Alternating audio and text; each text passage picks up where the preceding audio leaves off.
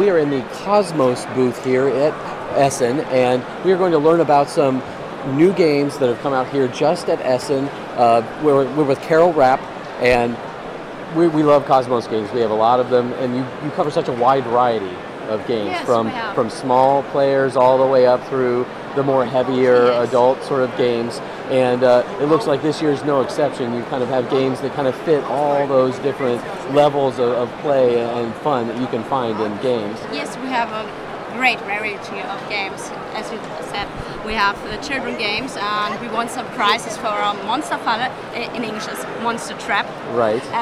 And it's a very wonderful game for children. So. We Perfect. reviewed it earlier this year. It's just a wonderful game. Yeah. My nieces and nephews love it. Oh, wonderful. I don't know if it is published in English right now. It isn't, but we ordered it from Germany. And, so it's fine. Even across the ocean, we can still get those. Wow. Good to know. So that's one of our famous children games. And right here we published some very new games, wonderful games, light ones for people who don't like to play 2 hours or more. Like Turmbauer. I think you should know it because it's originally an American game. Yes, we do know it. It's a wonderful game. It's perfect. It's very easy to explain, and the people have fun with it. Mm-hmm. So perfect. But we have some more news here. Rapa Nui from Klaus-Jürgen Wrede, who also designed Carcassonne. Yes. And I think you will see him in some pictures signing his game. Yes, he's here on site in the Kosmos booth as we speak. Yeah, and he's a really likely people. I really love him. But I knew him 10 years, so he's very fine. Excellent. And this is a game also for families, but in the same time for gamers. Mm-hmm. So it's perfect. You have to build up resources. Each time you get a card from the middle, another card spend resources or points. And you need the resources to get cards I'm sorry, I'm searching for the right word. To spend for the guards. Oh, okay. Yeah. So you have wood to buy something, and you have wheat or fish to spend to the gods. Okay. So and sacrifice, would that maybe be the word? Yeah, okay. That's the word. Okay. Thanks. Sacrifice. And the more you sacrifice your cards you get, the more points you get at the end. Okay. So it's really interesting to build up such a new world, because Rapa Nui are the Easter Islands. Right. It's certainly a theme that I think you have sort of the mystery around that. It sort of lends itself to, I think, the fun in games. Yes. And so you also will build up the Maui, the Easter Island statues, and it's perfectly fine. How long does a typical game of Rapa Nui take to play? I think with the explanation about 30 minutes. So it's very fast, and if you really have understand it, it's an easy game. And family, or definitely a game that families could play, would you say? Families could really play it, because the only thing you have to do is understand the rules. After you have understood the rules, it's very easy. Good, great. So, seems like that's something that Klaus does so well, is find ways to introduce sort of maybe heavier game concepts in a way that's accessible to families as well. Yes, it is. Yes, it's perfect. And we have a brand new illustrator for that game. A woman who never did any illustrations for board game. Wow. Just came from the Academy of Arts. So very the art fine. is very nice. I like it. So brand new. Then we have this one.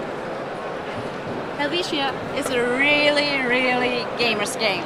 Okay. So if you like to think about what you're doing, then it's the right thing. Okay.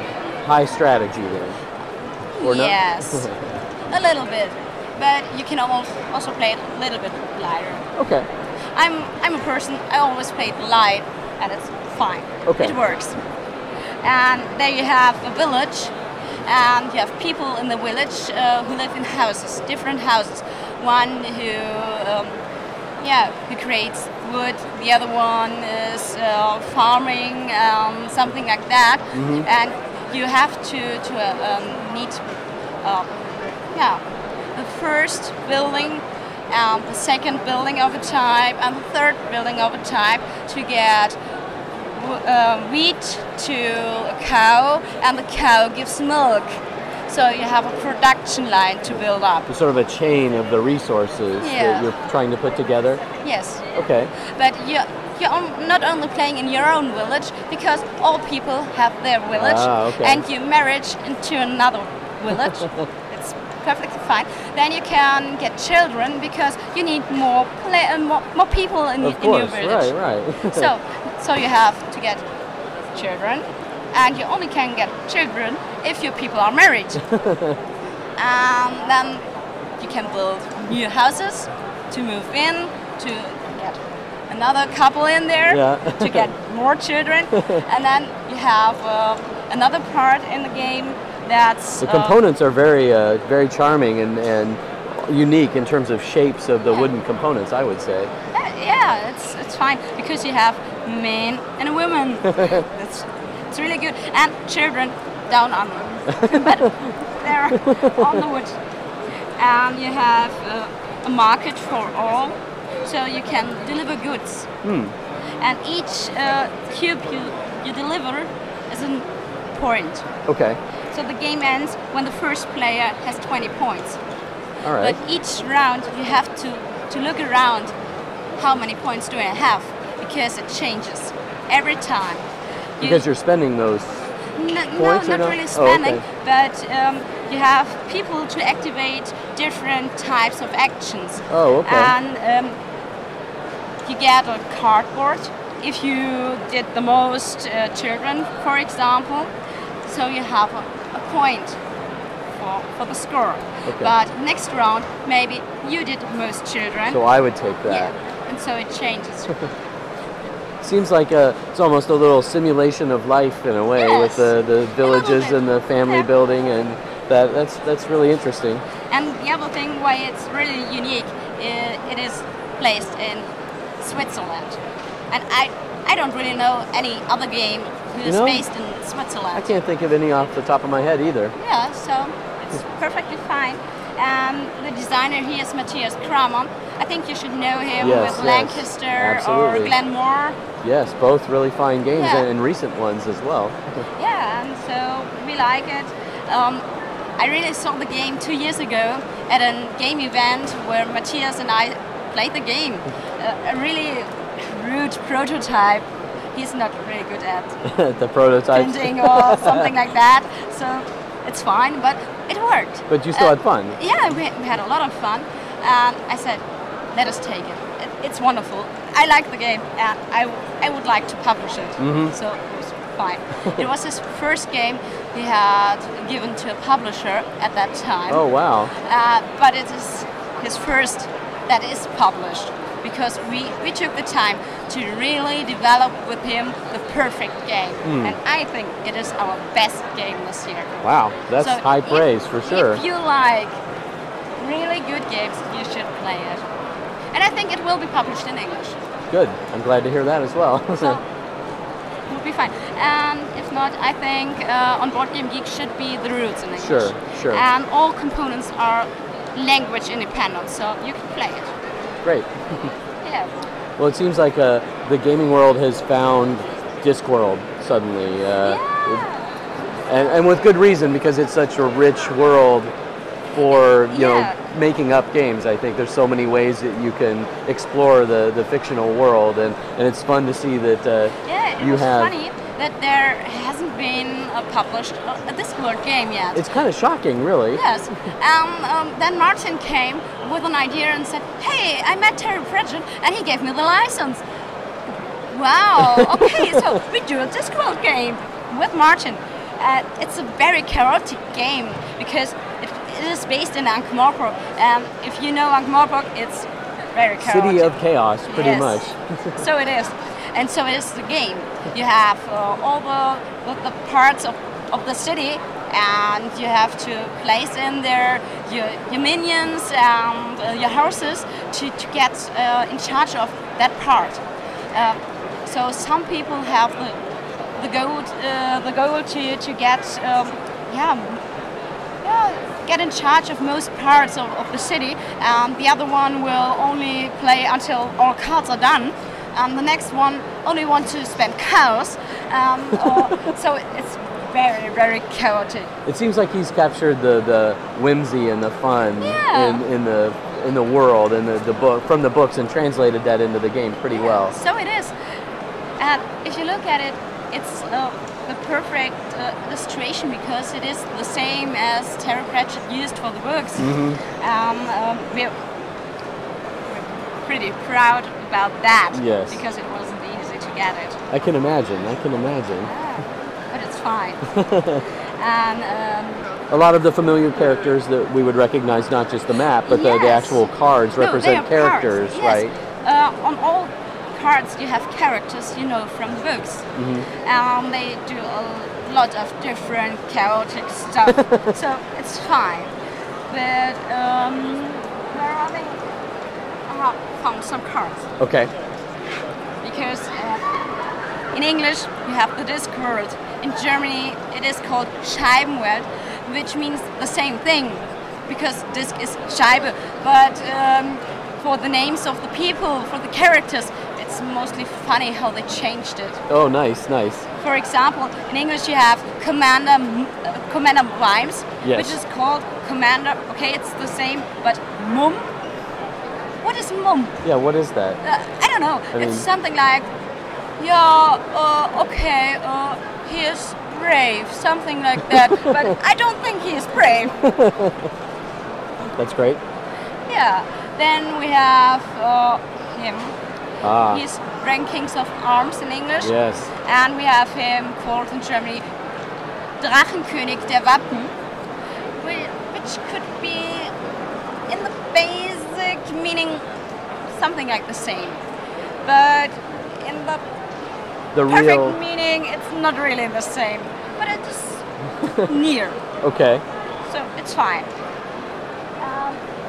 One of my really favorite ones, it is called in English Sybil Ramkin. Yes. In Germany, we have her called Sybil Mum. Because somewhere in the book she should marry Commander Vimes. So it's okay. But I didn't knew that because that book I haven't read. Oh, hey, so I saw the card and said, wait a minute. Who is that? Yeah. But it's okay. And but it makes sense. I mean, they've actually tied it in with the book, even if you didn't know it from having read the book. It's perfect. So I really do learn a lot about Terry Pratchett's this work with the game. So that's good research, yes, to have to do, right? and now I show you my most famous cards in the whole game. It's Errol. I really like Errol, the little dragon with a. Yeah. That's really fine. And of course. Because he's cool. Oh. So then it's fun to see how, even though the language may have changed, the spirit of the meaning behind the language is still there, even if the translation might be different, for sure. No, but it's really cool. It's good. So we like it here. Well, are there any games maybe coming up in the next 6-8 months that you could tease us about? Maybe things Nuremberg or looking down the road that you might be able to give us a little hint about coming up from Kosmos. We've sort of seen the present. What's in store for the future? We have a lot in the future, but because of that, I really flashed out. Mum's the word. Mum's the word. That's a phrase. You can't talk about it. I understand. No. That's not the problem. Oh. But we publish each half year about 20 new games, and so it's hard for me to remember when do we what game. And so gotcha. I'm sorry. No, that's fine. What I can tell you is we will publish a really wonderful game next year here in Essen. But I can't tell you at the moment who's the designer or who is the illustrator.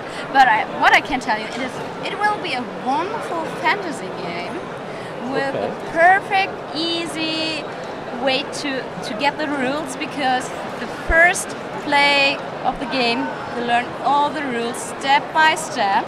Okay. You don't need to read any kind of rule book, and the game will guide you through. Well, you certainly have piqued my interest. It makes me want to wind the clock forward a year and then find out what it's all about, for sure. So you have to come over and I can show you that. Deal, for sure.